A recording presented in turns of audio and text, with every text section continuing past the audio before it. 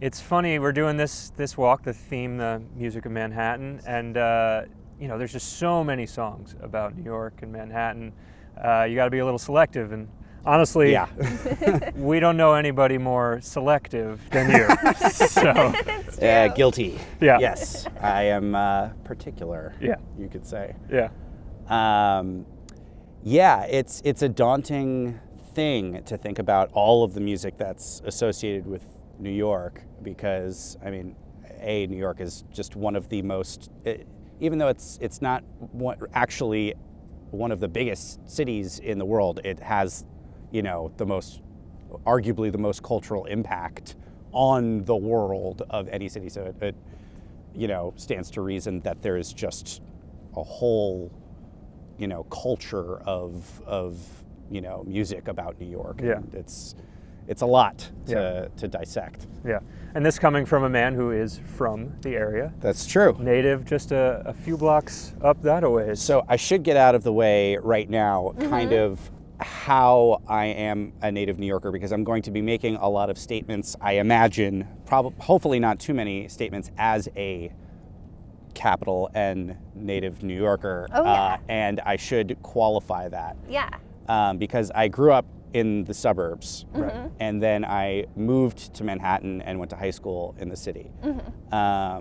And for a lot of native New Yorkers who are extremely gatekeepery about that moniker, that is not enough. Right. So for certain types of very snobby New Yorkers, I'm not a true native New Yorker because I didn't spend the entirety of my childhood. Although I would actually argue that I kind of did, because my dad lived over there on 64th and Madison when I was a little kid, before I actually full-time lived in the city. So I was always in the city as a kid, and then went to high school here. So, Yeah. I definitely think that counts. yeah. We I consider think- you native New Yorker. I don't feel like a phony when people ask me where I grew up, and I Yeah. say I grew up in New York City. No. Because I did. You Yeah. did. I Yeah. have formative experiences that took place in the island of Manhattan and 5 boroughs from when I was a very young child straight through Yeah. to college. Yeah.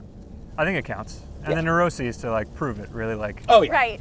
Oh, and as far as actively trying to embody New York stereotypes, I have definitely, I think, proven myself aggressive in that endeavor. You've definitely got that one down. Yeah. I think so.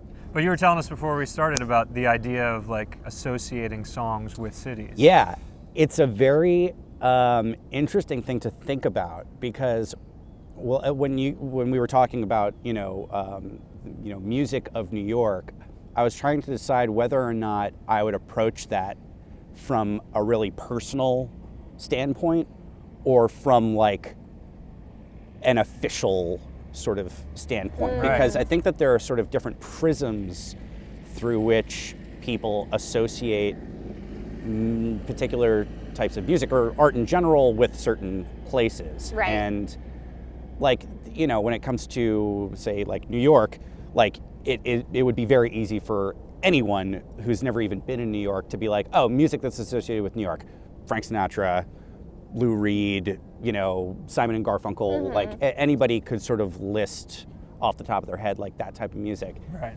And that's all valid, but I think that for me, the music that I associate with New York is kind of a combination of that, and also what is very personal for me, some of which is music that maybe people wouldn't necessarily associate with New York, and it's just because I happened to have experiences, and then some that's sort of in between. But I think that it's interesting how people come to associate certain types of music with certain places, or certain types of art with certain places, because it makes you think about why that happens. And I think that it comes from a couple different places. Movies. Sure. Oh, I think totally. it's hard to sort of overestimate how much certain types of music are associated with certain places because of movies. And then artists that are from there. And I think that Yeah. those are probably the two biggest ways in which people associate the first sort of category. Yeah. You know, that's not a personal experience, but just like, you know, Dr. John is New Orleans music. You know, the Beach Boys are California. You know, Frank Sinatra is New York. Right. And so it's sort of interesting, like, to kind of map out how that ends up happening. Yeah. Yeah. And Well, I- even the like my personal songs that either are on our route or that are not on our route, that are just like my New York songs, they make me feel like I'm in a movie. Right. Like if I'm walking, like I was listening to a sneak peek of what is on our route, but it's not really a location, so I feel like I can give it away. Back in the New York Groove.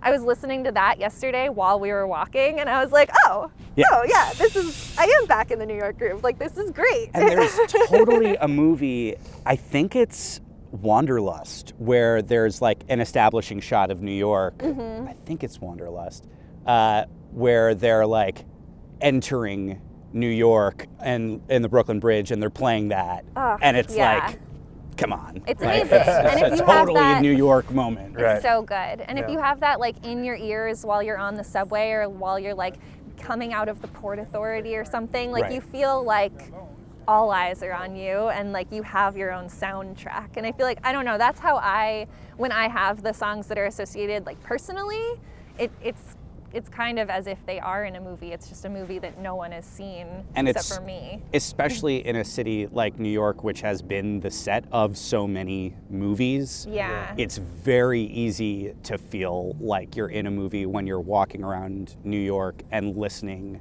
to, you know, a particular piece of music and be like, I'm just in a Woody Allen movie right now, Right. or I'm in When Harry Met Sally right now, or something like that. Yeah. Yeah. It's such a romantic city in that way.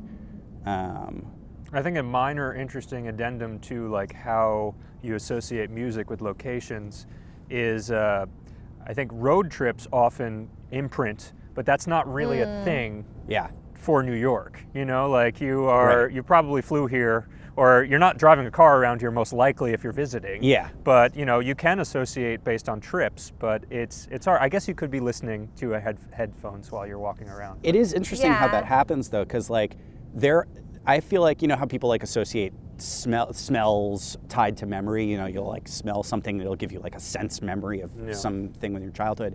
Everybody gets that. I also get the same thing with music, and this is sort of an interesting thing. Like when that doesn't really happen anymore because of the way that we listen to music.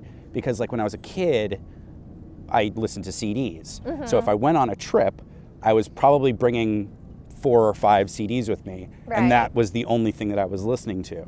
And so that music would get imprinted onto a place. Like for Totally. example, I went to London with my family when I was in 7th grade, and I was listening to this album, Wake of the Flood by the Grateful Dead, like constantly Okay. throughout that trip, because it was one of like 3 CDs I had, and the other 2, I guess, weren't as interesting to me. And so I was just listening to that album over and over and over again. And now whenever I listen to certain songs from that record, I immediately Right. think of like, I can like smell Yeah. London. Yeah. But that album has nothing to do with London culturally. Right. It's a Grateful Dead album. Yeah. And so it's weird how like that is also like a prism that people have these very deeply personal experiences. There are certain, it's funny because we're actually going to be, I'm going to be talking about Charlie Parker probably a lot today, but there's one Charlie Parker record that I brought with me on a trip to Disney World when I was like 12 or something. Yeah. And so like the most unjazzy, unsoulful place in the world, if I listen to certain Charlie Parker songs, I'm like right back in Orlando, Florida. Oh my Right. gosh. It's so weird how that happens. Yeah. But you really like Disney World. Do you think that's part of like why? Not in front of the cameras. I'm sorry. We'll edit it it out. out. We'll edit it No, out. no. I'm just kidding. Yeah, that's like a thing with my family. My sister's a huge Disney fanatic, Disney theme parks fanatic. And so we went to Disney a lot when I was a kid. And like, I do. I've been, I've been going there since I was a kid, so like there's a nostalgia for me. I also think that like people who are very cynical about Disney World tend to be people who've never been. Mm-hmm. And certainly haven't been with like their Walkman and the Charlie Parker blasting Exactly. through your eardrums, making it a much more elevated experience, I'm The sure. only true way to experience Disney World is with jazz. You really don't get the full elegance of the Magic Kingdom unless you're like listening to some really intense hard bop, you know? Just nodding. They go hand in hand. Oh, yeah. Yeah, no, it's That's totally a pro tip. wild. Yeah. Pro tip: go by yourself, wear headphones, don't talk to anyone, just listen to jazz on the rides. That's how the real Disney fans do it.